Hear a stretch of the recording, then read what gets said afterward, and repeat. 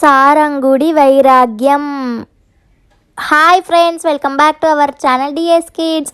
ఈరోజు నేను మీకు ఒక మంచి కథ చెప్పడానికి సిద్ధంగా ఉన్నాను. ఆ కథ ఏంటో వినడానికి మీరు సిద్ధంగా ఉన్నారా?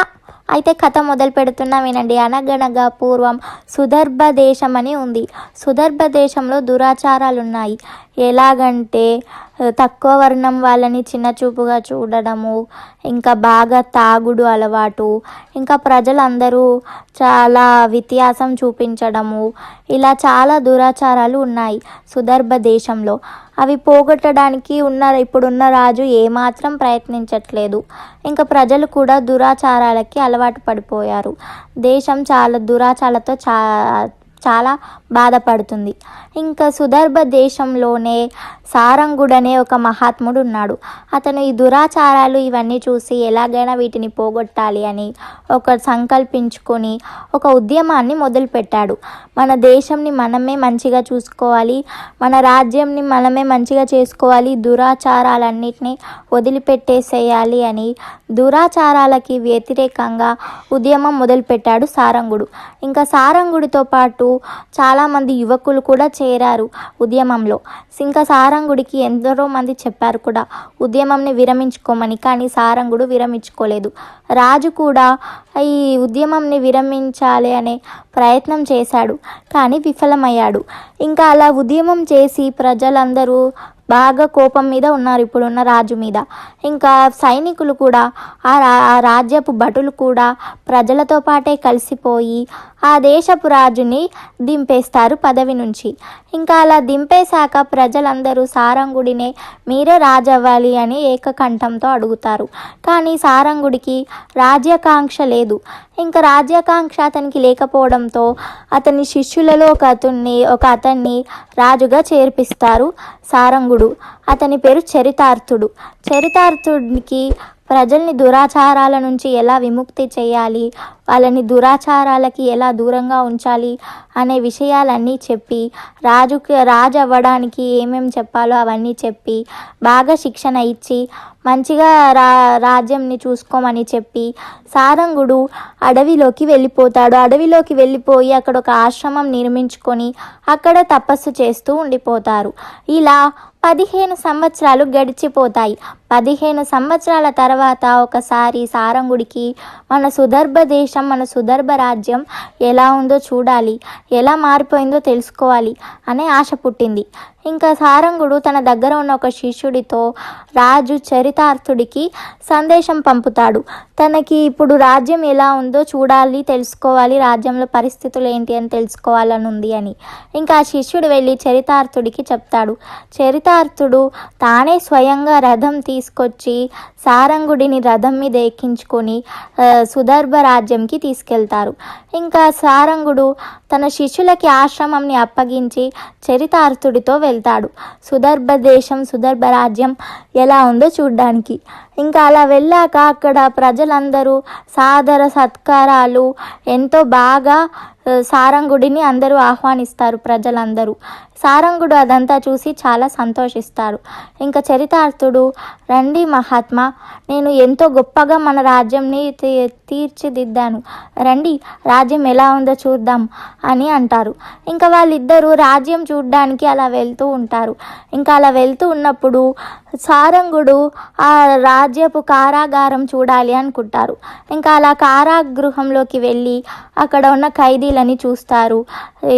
సారంగుడు చూసి మీరు ఎన్ని రోజులైంది ఇక్కడికి వచ్చి అని వివరాలన్నీ తెలుసుకుంటాడు. ఇంకా అలా తెలుసుకొని చరితార్థుడితో ఇలా అంటారు, వీళ్ళకి ఏమేం శిక్షలు పెడుతున్నారు అని. ఇంకా చరితార్థుడు, మీ ఉద్దేశం నాకు తెలుసు, మీ ఉద్దేశం తెలుసుకొని నేను శిక్షలు అంత కఠినంగా పెట్టలేదు. ఇక్కడ కేవలం 6 నెలలు మాత్రమే శిక్ష, తర్వాత విముక్తి అని చెప్తారు. ఇంకా సారంగుడు, అవునా, ఈ ఖైదీలు వచ్చి ఎన్ని రోజులైంది అని అడుగుతాడు. ఇంకా చరితార్థుడు, ఒక వారం 10 రోజులు అయినట్టుంది అని అంటారు. ఇంకా సారంగుడు వీళ్ళు చేసిన తప్పేమిటి అని అంటారు. ఇంకా చరితార్థుడు వీళ్ళు కొంతమంది దొంగతనం చేశారు, కొంతమంది తాగుడికి అలవాటు పడ్డారు, ఇంకా ఎలాగో చెడు పనులు చేస్తూ వచ్చారు. అందుకే ప్రజలు వీళ్ళని పట్టించారు భటులకి. రాజభటులు కూడా కళ్ళల్లో ఒత్తులేసుకొని మరి ఎక్కడెక్కడ నేరాలు జరుగుతున్నాయని తెలుసుకొని నేరస్తులని బాగా పట్టుకుంటున్నారు. సమస్య జరిగిన వెంబడనే ఆ నేరస్తులను పట్టుకొని కారాగారంలో వేయిస్తున్నారు మన రాజభటులు. ఎంతో శ్రమిస్తున్నారు, ఎంతో కష్టపడుతున్నారు. ఇంకా నేను మన రాజ్యంలో ఒక కళ్యాణ భవనం కూడా నిర్మించాను. కులాంతర మతాంతర వివాహాలు, వేరే వేరే వాళ్ళ వివాహాలు, ఇంకా వేరే దేశపు నుంచి ఇక్కడికి వచ్చి, వేరే రాజ్యం నుంచి ఇక్కడికి వచ్చి బతకాలనుకున్న వాళ్ళు కూడా ఈ కళ్యాణ భవనంలో వివాహాలు జరుపుకోవచ్చు. వాళ్ళకి మన రాజ్యం తరపున 1000 వరహాలు ఇస్తాను. ఇంకా రండి, నేను ఇంకా ఎన్నెన్నో మార్పులు చేశాను మన సుదర్భ రాజ్యంలో అని చెప్తూ ఉంటారు. ఇంకా చరితార్థుడు చెప్తూ ఉంటే సారంగుడి కళ్ళల్లో నీళ్ళు వస్తాయి. ఆ నీళ్లు తుడుచుకుంటాడు సారంగుడు. చరితార్థుడు అవి ఆనంద బాష్పాలు కావచ్చు అనుకుంటారు. ఇంకా అలా వాళ్ళిద్దరూ ఒక క్రీడా స్థలం దగ్గరికి వెళ్తారు, క్రీడా మైదానంలోకి. ఇంకా అలా క్రీడా మైదానంలోకి వెళ్ళాక చరితార్థుడు, చూడండి మహాత్మా, ఇక్కడ అందరూ ఎలా ఆడుకుంటున్నారో, వర్ణాలు అవేవి తేడా లేకుండా అందరినీ కలిపాను. అందరూ ఇక్కడ అధిక వర్ణులు ఉన్నారు, పంచవర్ణులు ఉన్నారు, ఇక్కడ ఎలాంటి తేడాలు లేవు ఇప్పుడు అని చరితార్థుడు చెప్తాడు. అప్పుడు సారంగుడు, వీరిలో పంచములు ఉన్నారని నువ్వు ఎలా కనిపెడతావు అని అడిగాడు. ఇంకా చరితార్థుడు, చూడండి, ఆ నీలిరంగు దుస్తులు వేసుకున్న వారు అధిక వర్ణులు, ఆకుపచ్చ రంగు వేసుకున్న వాళ్ళు పంచములు. ఇలా పెట్టాను. ఇలా పెడితే అందరూ కలిసిమెలిసి మంచిగా ఆడుకుంటున్నారు. ఇంకా ఎవరెవరు అనేది కూడా నాకు తెలుస్తుంది, అందుకే ఇలా పెట్టాము. ఇంకా మన రాజ్యంలో ఎన్నో చేశాము అని ఒక్కొక్కటి అలా చెప్తూ వచ్చాడు చరితార్థుడు సారంగుడికి. సారంగుడి కళ్ళల్లో నీళ్ళు వచ్చి తనకి చుట్టుపక్కల ఏవి కనిపించవు. ఇంకా అప్పుడు చరితార్థుడు, అయ్యో మహాత్మా, ఏమైంది, మీ కళ్ళల్లోంచి నీళ్ళు వస్తున్నాయి అని అడుగుతాడు. ఇంకా సారంగుడు, ఈ రోజుకి ఇది చాలు, ఇంకా రాజభవనంలోకి వెళ్ళిపోదామంటారు. ఇంకా అలా వాళ్ళిద్దరూ రాజభవనంలోకి వెళ్తారు. రాజభవనంలోకి వెళ్ళాక సారంగుడు, ఇంకా చాలు, రాజ పర్యటన చేసింది చాలు, నేను నా ఆశ్రమంకి వెళ్ళిపోతాను, వాటికి ఏర్పాట్లు చూడు, ఇంతటితో నేను చూసింది చాలు అని సారంగుడు అంటాడు. అప్పుడు చరితార్థుడు, అయ్యో ఏమైంది స్వామి అని అడుగుతాడు. అప్పుడు సారంగుడు ఇలా చెప్తాడు, నేను అసలు ఈ రాజ్యంలో దురాచారాలు అనేటివే లేకుండా చేయాలి, అసలు లేకుండా ఉండాలి అని అనుకున్నాను. కానీ చూసావు కదా, ఒక 10 రోజుల్లోనే ఎంతమంది ఖైదీలు వచ్చారో ఆ కారాగృహంలోకి. ఇంకా అంటే ఇక్కడ ఈ రాజ్యంలో ఇంకా చెడు పనులు, దురాచారాలు ఇంకా అలాగే ఉన్నాయి, పూర్తిగా ఏమీ పోలేదు. ఇంకా అక్కడ ఆ క్రీడా స్థలంలో కూడా పంచవర్ణులు, ఆ వర్ణులు, ఈ వర్ణులు, అసలు మన రాజ్యంలో ఎవ్వరు వాటి గురించి ప్రస్తావించొద్దు అనుకున్నాను, కానీ రాజువి నువ్వే ప్రస్తావిస్తున్నావు. ఇంకా నాకు అర్థమైపోయింది, మన రాజ్యంలో నువ్వు ఏమీ మార్పు చేయలేదు.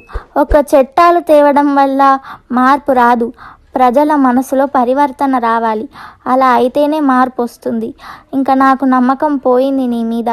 నా శిక్షణలో ఉన్న నువ్వే ఇలా చేశావంటే ఇంకా వేరే ఏ రాజు వచ్చినా ఇంతే. అందుకే ఇంకా నేను నా ఆశ్రమంలోకి వెళ్ళిపోతాను, నాకు ఇంకా ఇది చాలు అని సారంగుడు చెప్తాడు. చెప్పి అక్కడి నుంచి తన ఆశ్రమంలోకి వెళ్ళిపోతాడు సారంగుడు. చూసారా ఫ్రెండ్స్, ఈ కథలో ఉన్న నీతి ఏంటంటే, ఏదైనా రాజు అనేవాడు చట్టాలతో వాటితో వీటితో కాదు, మన ప్రజల మనసులలో పరివర్తన చెందాలి. అలా అయితేనే తను అనుకున్నది జరుగుతుంది, తను అనుకున్న పాలన మంచిగా సక్రమంగా జరుగుతుంది.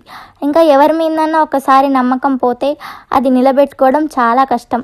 కాబట్టి ఎప్పుడైనా మన మీద నమ్మకంని మనం నిలబెట్టుకోవాలి.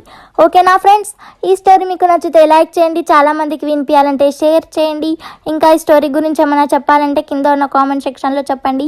ఇంకా మన ఛానల్ని సబ్స్క్రైబ్ చేయండి. సబ్స్క్రైబ్ చేసి పక్కనే ఉన్న బెల్ ఒత్తి ఆల్ ఒత్తండి. అలా బెల్ ఒత్తి ఆల్ ఒత్తితే నేనేమైనా వీడియోస్ చేస్తే మీకు నోటిఫికేషన్స్ వస్తాయి. ఓకేనా friends, bye bye, see you next week. ఇంకొక కొత్త మంచి స్టోరీతో నేను మీ ముందుకు వస్తాను. నేను మీ బుద్ధుడిని. Bye bye, see you next week.